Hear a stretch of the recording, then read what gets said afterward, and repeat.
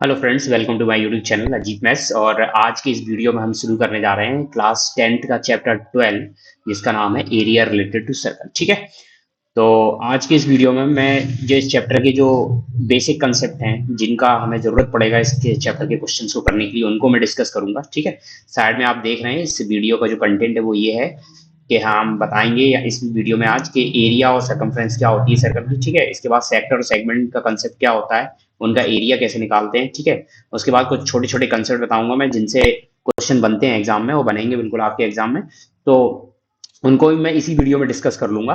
ठीक है, ताकि आपको उनको आगे क्वेश्चंस करने में कोई दिक्कत ना हो। ठीक है, तो आइए स्टार्ट करते हैं। और स्टार्ट करने से पहले मैं आपसे बोलना चाहता हूं कि प्लीज अगर आपको वीडियो अच्छा लगे तो प्लीज मेरे चैनल को सब्सक्राइब जरूर कीजिए अगर आप चैनल पर नए हैं।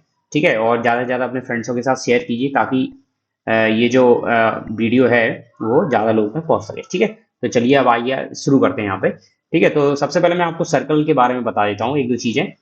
हालांकि वो चीज़ें आपको पहले से पता होंगी। ठीक है, सर्कल आप जानते ही हैं इस तरीके से होता है, और यहाँ पे ये सेंटर है सर्कल का, और सेंटर से लेके सरकमफ्रेंस तक की जो डिस्टेंस होती है उसको हम क्या बोलते हैं, रेडियस बोलते हैं। इसको क्या बोलते हैं, रेडियस ऑफ सर्कल बोलते हैं। ठीक है, जिसको हम स्मॉल आर से मेनली रिप्रेजेंट करते हैं ज़्यादातर नोटेशन में। ठीक है, उसके अलावा अगर मैं सर्कल के एक छोर से दूसरे छोर तक को मिला दूं, और ये लाइन जो सेंटर से होकर जाती है, जो सर्कल के एक साइड से दूसरी साइड तक होकर जाती है, इसको बोलते हैं डायमीटर।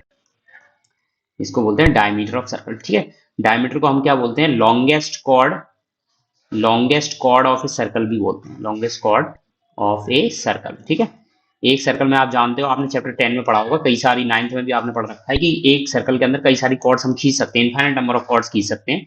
लेकिन जो सर्कल की सबसे बड़ी कॉर्ड होती है वो जो होती है वो डायमीटर होती है। ठीक है, जैसे अगर आप यहाँ से कॉर्ड खींचना स्टार्ट करेंगे इस तरीके से, तो ये कॉर्ड्स की जो लेंथ है वो इंक्रीज होती चली जाती है, इंक्रीज होती चली जाती है, और सेंटर पे आकर ये सबसे ज्यादा होती है। उसके बाद सेंटर से जब ये आगे बढ़ोगे आप, तो ये फिर से डिक्रीज होना स्टार्ट हो जाती है इस तरीके से।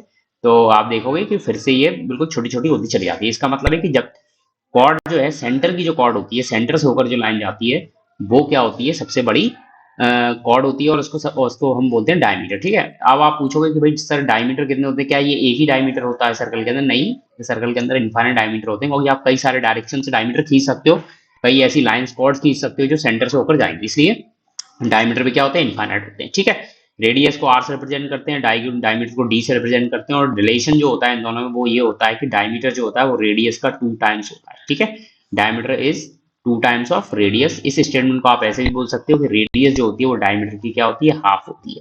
ठीक है, तो ये दोनों चीजों का यूज आपको पड़ेगा आगे क्वेश्चंस करने में। तो ये कुछ चीजें थी जो आप पहले से मेरे ख्याल से ज्यादातर लोग जानते होंगे, नहीं जानते होंगे तो आप यहाँ से सीख सकते हैं। ठीक है, इसके बाद देखते हैं अपन के सरकमफ्रेंस क्या होती है सर्कल की। ठीक है, तो सरकमफ्रेंस का मतलब है जो सर्कल की पूरी बाउंड्री होती है, ये जो पूरी राउंड बाउंड्री है, ठीक है ना, इसको हम बोलते हैं सरकमफ्रेंस ऑफ सर्कल। क्या बोलते हैं इसको, सरकमफेरेंस ऑफ सर्कल। ठीक है, सरकमफ्रेंस ऑफ सर्कल निकालने का जो फॉर्मूला होता है वो होता है 2π/r। ठीक है, ये आपको याद करना है एज इट इज, ऐसा कि सरकमफ्रेंस ऑफ सर्कल कैसे निकलती है, 2πr का यूज करके। ठीक है, इसके बाद देखो एरिया जो होता है वो क्या होता है, ये जो सर्कल है, ठीक है, इसके बीच का जो खाली एरिया आपको दिख रहा है, यही क्या होता है, सर्कल का एरिया होता है। ठीक है, तो एरिया ऑफ सर्कल जो होता है उसके लिए फॉर्मूला होता है वो होता है πr²। ठीक है, आर आप जानते हो यहाँ पे रेडियस है, इसमें आप वैल्यू पुट करोगे रेडियस की तो आपको आंसर मिल जाएगा। ठीक है, तो ये कुछ बेसिक सर्कल के सरकमफ्रेंस और सर्कल, रेडियस क्या होती है, डायमीटर क्या होता है, सरकमफ्रेंस क्या होती है, उसका एरिया क्या होता है, ये सब चीजें थी। ये सब मेरे ख्याल से आपको पहले से आ रही है, क्योंकि आप 6, 7, 8 इन सब क्लासों में इसको पढ़ते हुए आते हैं, तो इतनी ज्यादा कोई दिक्कत होनी चाहिए। कुछ बिल्कुल बहुत ही ज्यादा बेसिक चीजें थी, ठीक है, जो मैंने बता दी आपको, क्योंकि हमें बिल्कुल ऑर्डर में लेके चलना है वीडियो, इसलिए मैं इन चीजों को डिस्कस कर रहा हूँ ताकि कोई भी चीज इसमें छूटे ना। ठीक है, अब चलिए इनको इरेज करते हैं। मेरे ख्याल से आपने नोट कर लिया होगा, जिनको जिनको जिनको भी अगर कोई दिक्कत है इन कंसेप्ट में तो नोट जरूर कर लें इन सब चीजों को। ठीक है, तो मैं इसको इरेज कर देता हूँ, उसके बाद अपन आगे वाले कंसेप्ट पे इसमें पढ़ते हैं।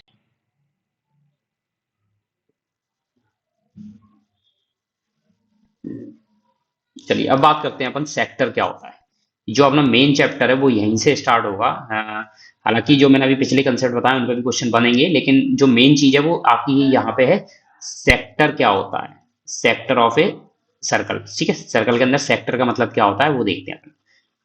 ठीक है, जैसे आपने पिज्जा तो आप खाते ही होंगे, सब लोग खाते हैं आजकल, कोई नहीं ऐसा नहीं है जो पिज्जा नहीं खाता हो। जैसे मैं पिज्जा के एक टुकड़े कर देता हूँ यहाँ पे, कितने 4 पीस कर दिए मैंने। ठीक है, इस तरीके से मैंने ये 4 पीस कर दिए। ठीक है, अब मैंने क्या किया, इसमें से ये एक पीस मैंने निकाल लिया बाहर। जैसे मैं यहाँ से इसको इरेज कर देता हूँ और ये इस तरीके से मैं यहाँ से एक पीस निकाल लेता हूँ। ठीक है, अब ये पीस आप अज्यूम कीजिए मैंने जैसे ये पीस तोड़कर ऐसे ये ऐसा पीस था और मैंने इसको यहाँ से निकाल लिया, जैसे आप पिज्जा में से निकाल लेते हैं। ठीक है, तो ये पीस जो आपको दिख रहा है एक्चुअली में इसी को हम क्या बोलते हैं, सेक्टर बोलते हैं। इसी को क्या बोलते हैं हम, सेक्टर बोलते हैं। ठीक है, सेक्टर ऑफ ए सर्कल। अब सेक्टर बनता कैसे, देखिए जब हमने इस पीस को निकाला तो यहाँ पर क्या था, ये सेंटर था, जैसे कि यहाँ पर ये सेंटर ओ था सर्कल का। ठीक है, ऐसे इस पीस का भी एक क्या होगा, एक सेंटर है ये। ठीक है, और यहाँ पर ये जो आपको साइड्स दिख रही है ये एक्चुअली में क्या है, इस सर्कल की रेडियस ही है। ठीक है, जो जिसके में से हमने निकाला है ये उसी सर्कल की क्या रेडियस है। और ये जो है वो आर्क है, ये क्या है, आर्क। इसको मैं नेमिंग कर देता हूँ ए और बी, ये क्या है, आर्क है। ठीक है, तो ये सेक्टर जो हमने निकाला इसी को हम बोलते हैं सेक्टर बोलते हैं। ठीक है, तो सेक्टर आप कैसे डिफाइन करोगे, अगर आपसे कोई पूछे कि सेक्टर होता क्या, तो आप क्या कहोगे, the area between, area bounded bye, area bounded bye radii, radii and area bounded by the radii of a circle and it's arc, arc. ठीक है, जैसे कि यहां पर जो सेक्टर बन रहा है वो दो रेडियाई ओ ए और ओ बी से बाउंडेड है, मतलब उनके बीच में घिरा हुआ है। और किसके बीच में है, ये आर्क ए बी। ठीक है, नीचे यहाँ पे आर्क ए बी है और यहाँ पे ये रेडियाई है, तो इनके बीच का जो पूरा पोर्शन है इसको हम क्या बोलते हैं, सेक्टर बोलते हैं। इसको बोलते हैं सेक्टर। ठीक है, तो ये चीज मेरे ख्याल से आपको क्लियर हो गई होगी, बड़े अच्छे से मैंने एग्जाम्पल लेके इसको समझा दिया है। ठीक है, अब ये चीज होती है सेक्टर। अब इसका एरिया निकालने के लिए हमारे पास एक टेलर मेड फॉर्मूला है, तो वो मैं आपको लिखवाता हूँ। ठीक है, आपने हो सकता वो भी आपने नोट कर लिया होगा। ठीक है, अब मैं एक अच्छा सा डायग्राम बना देता हूँ इसको डिनोट करने के लिए, ताकि आपको और क्लियर रहे चीजें। ठीक है, एक अच्छा सा बन सेक्टर ले लेते हैं। काफी रियल लाइफ में काफी इसके कई सारे एप्लीकेशन भी हैं इस फॉर्मूले के और इस तरीके के कि सेक्टर का एरिया निकालते हैं तो एक्चुअली में उसका क्या मतलब होता है। ठीक है,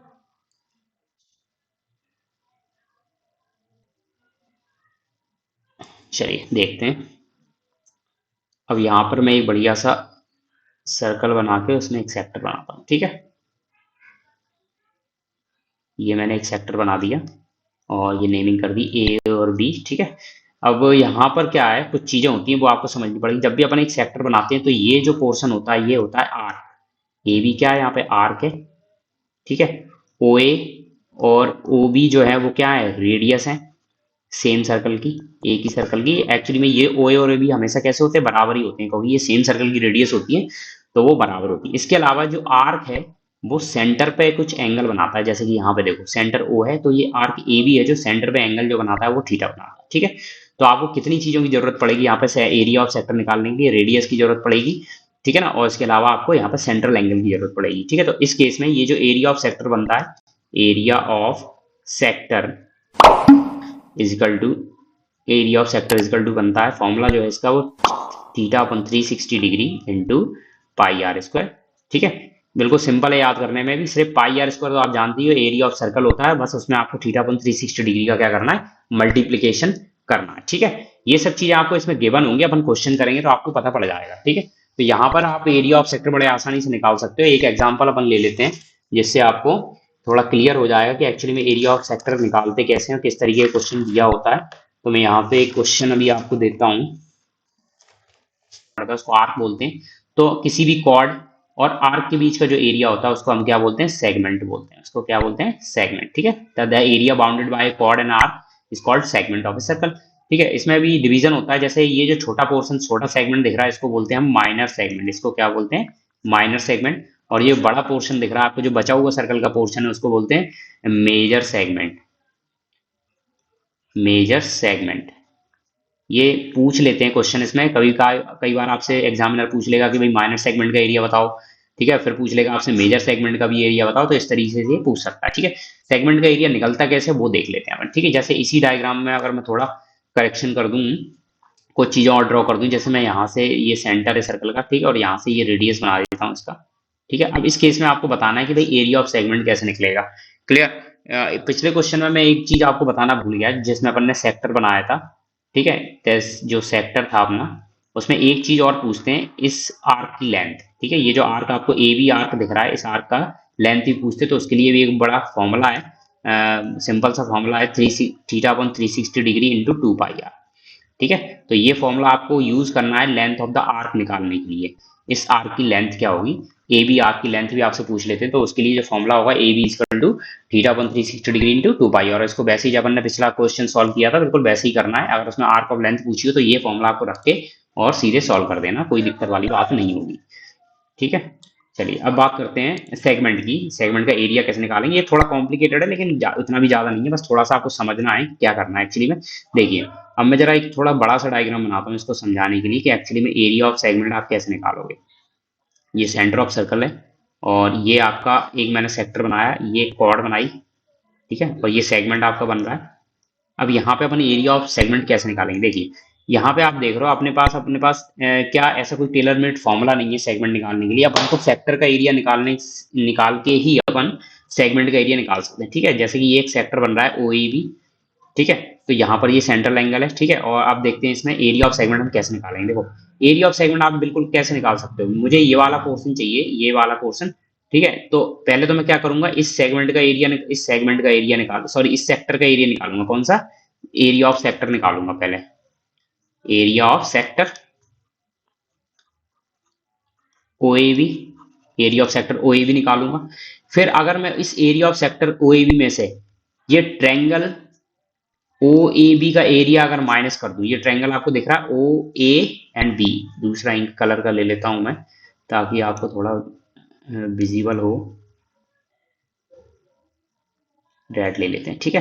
तो आप इसके अंदर देखो एक और ट्रायंगल बन रहा है ओ ए बी, ठीक है, ये जो ट्रायंगल ओ ए बी है इसका एरिया अगर मैं माइनस कर देता हूँ, ठीक है, इस क्या कहते हैं अपने सेक्टर ओ ए बी में से अगर triangle O A B minus कर देता हूँ तो मुझे क्या मिल जाएगा, ये बचा हुआ पोर्शन सेगमेंट मिल जाएगा, ठीक है।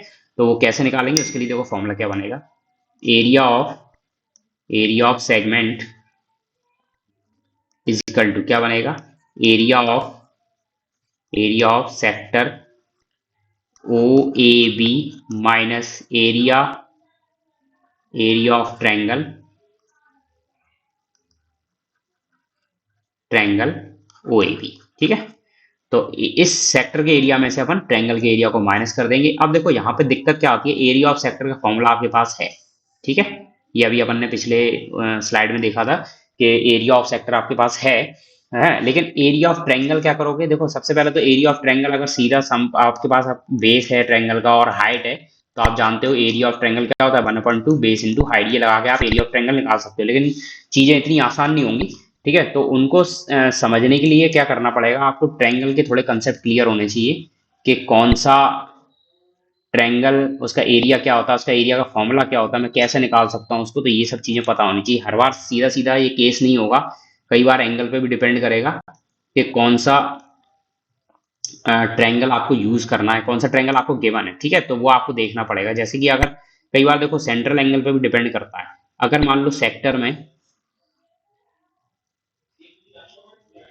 ये अगर मान लो ट्रायंगल, अगर मान लो यहाँ पे सेंटर पे 90 डिग्री एंगल बनता है, ठीक है, तो ये क्या बन गया, ये राइट एंगल ट्रायंगल बन गया। और राइट एंगल ट्रायंगल में आप जानते हो कि ये बेस और ये हाइट, तो आप बड़े आराम से 1/2 बेस इंटू हाइट लगा सकते हो और आंसर निकाल सकते हो, ठीक है। कई बार क्या होगा, आपको ये जो सेंट्रल एंगल है यहाँ पर, ये क्या दिया होगा, 60 डिग्री दिया होगा, कितना दिया होगा, 60 डिग्री। तो आप जानते हो कि जब 60 डिग्री एंगल है और ये दोनों साइड आपस में बराबर हैं, तो इसका मतलब है ये एंगल भी 60 डिग्री होंगे और ये एंगल भी 60 डिग्री होंगे, ठीक है, क्योंकि ट्रायंगल के तीनों एंगल का जो सम होता है वो 180 डिग्री होता है।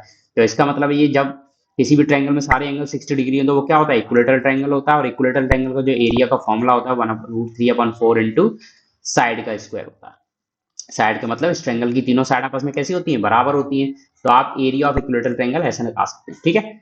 तो ये कुछ चीजें हैं जो बताने, इसके अलावा अगर कोई और एंगल दिया तो फिर आपको बेस और हाइट निकालना पड़ेगा, ठीक है, और उसको फिर सॉल्व करना पड़ेगा और उसके बाद उसको इस फॉर्मूले में रख के आप एरिया ऑफ सेगमेंट निकाल सकते हो, ठीक है। अब बात करते हैं, चलो ये जो सेगमेंट है ये एक्चुअली में माइनर सेगमेंट था जो अपन ने अभी निकाला। इसके बाद मेजर सेगमेंट आप कैसे निकालोगे, तो देखो मेजर सेगमेंट निकालने के लिए बहुत ईजी तरीका है। आप देख ही रहे हो कि एक्चुअली मैं सारा इरेज कर देता हूँ फिर बताता हूँ मैं आपको।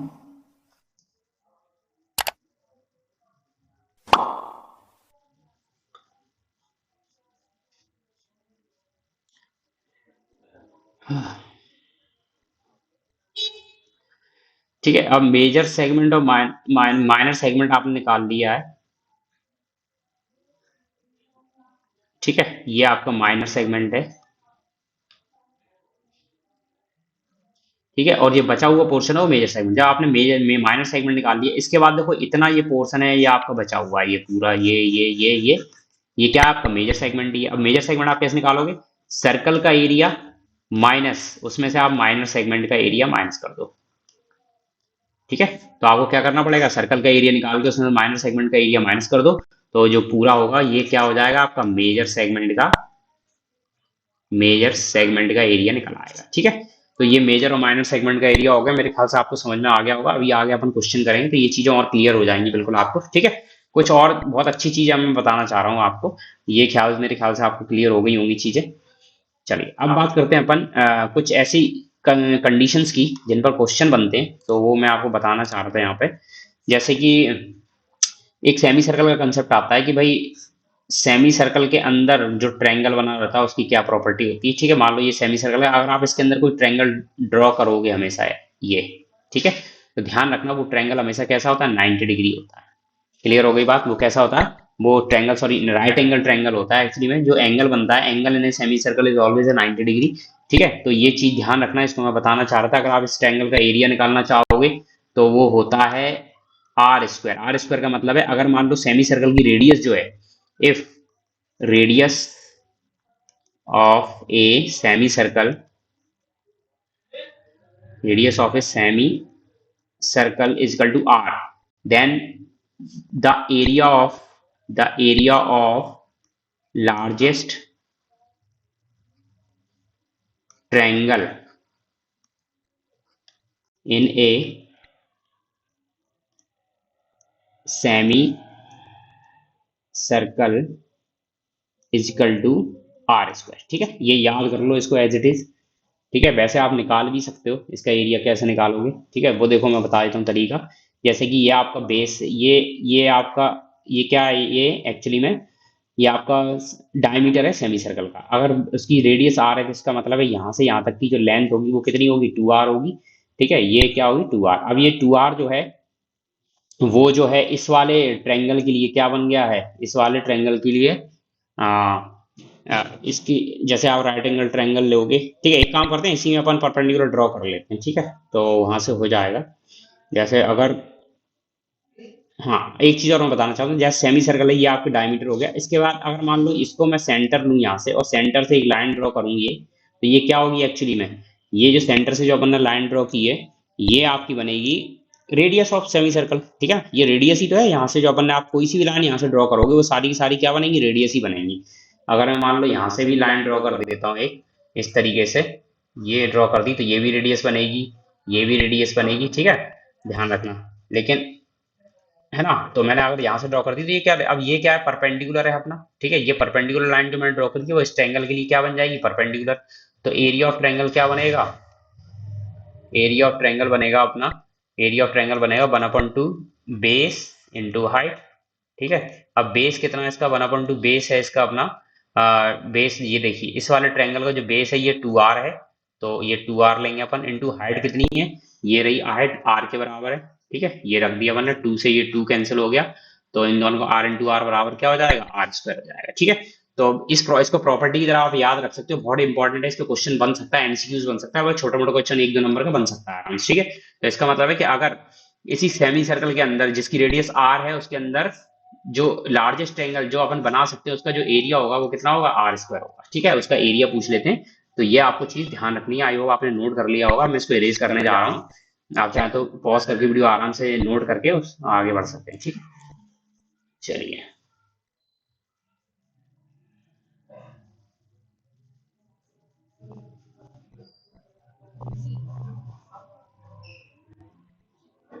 ठीक है, अब 1-2 कंसेप्ट और हैं जो मैं बताना चाह रहा हूँ आपको, वो देखते हैं अपन। एक है, कई बार क्वेश्चन इस तरीके से आ जाते हैं, दो कंडीशंस होती हैं जिसमें क्या होता है, एक स्क्वायर के अंदर एक सर्कल बना हुआ है। हम्म,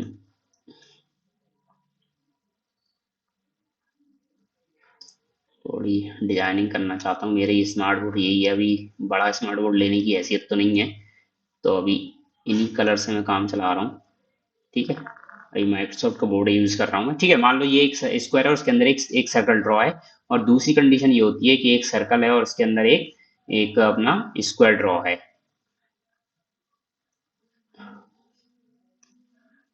ठीक है, इस तरीके से ये इसके अंदर एक स्क्वायर ड्रॉ है। ये दो कंडीशन है। अब आपसे पूछ लेगा कि भाई एक स्क्वायर है, इसकी साइड एक्स है, तो इसके अंदर जो ड्रॉ किया हुआ सर्कल है उसका एरिया बताइए कितना होगा। ठीक है, एक स्क्वायर है और स्क्वायर जिसकी साइड की जो लेंथ है वो कितनी है, एक्स है, तो इसके अंदर हम ये एक सर्कल ड्रॉ करते हैं तो सर्कल का एरिया क्या होगा वो देखो आप कैसे निकालोगे, बता देता हूं मैं। देखो ये यहाँ से लेके यहाँ तक ये एक्स है, इस स्क्वायर की साइड है, और यहाँ से देखो यहाँ तक ये सर्कल भी इसको टच कर रहा है, इसका मतलब है सर्कल का डायमीटर जो है वो इस साइड के बराबर है, यानी कि डायमीटर ऑफ सर्कल कितना है, एक्स के बराबर है। तो रेडियस ऑफ सर्कल कितनी हो जाएगी, x/2 हो जाएगी। ठीक है, इसकी आधी हो जाएगी। तो एरिया जब आप निकालोगे इसको, तो एरिया क्या बनेगा, पाई आर स्क्वायर। तो ठीक है, तो पाई इंटू x/2 का स्क्वायर, तो ये बन जाएगा आपका पाई x²/4। तो ये एरिया बन जाएगा। इसको रटने की जरूरत नहीं है, आप बिल्कुल लॉजिक से भी इसको निकाल सकते हो, सीधे सीधे जैसे मैंने ये सॉल्व किया आप बिल्कुल ऐसे ही कर सकते हो। ठीक है, तो ये ऐसा नहीं है कि आप इसका πr²/4 इसका फॉर्मूला रटें, फॉर्मूला मत रटना, गड़बड़ हो जाएगी। वैसे भी आपके पास बहुत सारे फॉर्मूले याद करने के लिए, ये फालतू के कंसेप्ट के फॉर्मूले याद नहीं करना, लेकिन इन पर क्वेश्चन बनता है तो आप इसको ऐसे सॉल्व कर सकते हो, इसको रटने की जरूरत नहीं है। ठीक है, दूसरा कंडीशन देखो क्या है कि आपको दिया होगा एक सर्कल दिया होगा जिसकी रेडियस जो है वो कितनी होगी, ये आर होगी। तो आपसे पूछेगा कि इसके अंदर जो अपन ने स्क्वायर बनाया तो उसका एरिया कितना होगा। ठीक है, आप देख लो, आप जरा, रेडियस आर है और यहां से यहां तक क्या होगी, ये डायमीटर ऑफ सर्कल है कि नहीं है, अगर ये सेंटर है आपका सर्कल का तो ये डायमीटर ऑफ सर्कल है। इसके अलावा देखो, जब आप स्क्वायर बनाते हो, ठीक है, तो स्क्वायर के एक कॉर्नर से दूसरे कॉर्नर को अगर मैं मिलाऊं तो ये क्या बन जाता है, डायगोनल बन जाता है। और स्क्वायर का डायगोनल आप जानते हो कितना होता है, ए, अगर ये साइड ए और ए है तो ये हो जाएगा √a, सॉरी, ये बनेगा आपका √2a। ठीक है, कैसे बनता है, पाइथागोरस थ्योरम से, है ना। कैसे लगाओगे, ये 90 डिग्री है तो आपको हाइपोटेनस निकालना है, आपको बेस गिवन है, हाइट गिवन है, पाइथागोरस थ्योरम लगाओ तो आपको मिलेगा हाइपोटेनस √2a। तो डायगोनल √2a, इसका मतलब है इसकी जो लंबाई है, यानी कि इस सर्कल का जो डायमीटर है, सॉरी डायगोनल है, सॉरी डायमीटर है, उसकी लंबाई कितनी है, √2a है। ठीक है, √2a, ए मतलब साइड ऑफ, सॉरी √2, हाँ साइड ऑफ ए, ये जो अपना स्क्वायर बना हुआ है उसके अंदर की साइड है। ठीक है, रेडियस आर है। अच्छा, डायमीटर कितना होगा, डायमीटर बराबर होगा 2r। इसका मतलब है जो अपना जो डायगोनल ऑफ स्क्वायर है √2 है वो किसके बराबर है, इसके डायमीटर के बराबर है, डायमीटर और ये दोनों बराबर है। तो √2a इजकल टू 2r लिख सकते हैं हम, है ना, डायमीटर 2r के बराबर है तो √2a भी किसके होगा, 2r के बराबर होगा। ठीक है, अब a बराबर, a का मतलब है मैं स्क्वायर की साइड निकाल रहा हूँ, क्योंकि इस स्क्वायर का एरिया निकालने के लिए मुझे उसकी साइड की जरूरत पड़ेगी। ठीक है, तो a बराबर हो जाएगा 2r/√। ठीक है, इसके बाद देखो ऊपर वाले 2 को मैं √2 इंटू √2 लिख सकता हूँ। ठीक है, इस तरीके से √2 इंटू √2 और इंटू r डिवाइडेड बाय √2। तो √2 से ये √2 कैंसिल, तो आंसर हो जाएगा √2r। क्लियर। तो इसकी जो स्क्वायर की साइड है वो निकल के आ गई √2r। ऐसे आप इसको याद भी कर सकते हो, नहीं करना तो आप सॉल्व भी कर सकते हो आराम से, कोई दिक्कत वाली। अभी मैं कुछ क्वेश्चन कराऊंगा नेक्स्ट वीडियो में, जब इस चैप्टर का नेक्स्ट वीडियो होगा तो मैं आपको बिल्कुल चीजें क्लियर हो जाएंगी। ठीक है, तो यहाँ पर साइड की जो वैल्यू आ रही है वो कितनी आ रही है, √2 इंटू आर। ठीक है, तो साइड निकल आएगी तो फिर आप एरिया कैसे निकालोगे, इसका एरिया ऑफ स्क्वायर होता है साइड इंटू साइड, वहां से आप एरिया निकाल लोगे और आपको इसका एरिया मिल जाएगा। ठीक है, तो इस वीडियो को मेरे ख्याल से एजेंडा पूरा कंप्लीट हो चुका है। Square, semi circle, triangle, square, ये सब अपन ने इस कंसेप्ट सारे पढ़ लिए। आई होप आपको वीडियो अच्छा लगा होगा। आई होप ज्यादा लंबा वीडियो नहीं होगा, मैं इसको कुछ ट्रिम करके छोटा कर दूंगा क्योंकि बीच में कुछ पॉजेज आ गए थे, तो ये उतना लंबा नहीं रहेगा। ठीक है, आई होप आपको वीडियो पसंद आएगा। प्लीज अगर आप चैनल पर नए हो तो मेरे चैनल को सब्सक्राइब जरूर करें, बगैर सब्सक्राइब किए मत जाएं। और ज़्यादा से ज़्यादा लोगों से शेयर करें, और प्लीज़ अगर वीडियो पसंद आए तो वीडियो को लाइक जरूर करें। चलिए, अब इसके बाद हम इसके अगले वीडियो में मिलेंगे जिसमें हम कुछ क्वेश्चंस करेंगे, सिंपल सिंपल क्वेश्चन करेंगे और सिंपल से फिर अपना लेवल हार्ड की तरफ बढ़ाएंगे। ठीक है, तो बने रहिए मेरे चैनल के साथ। थैंक यू दोस्तों।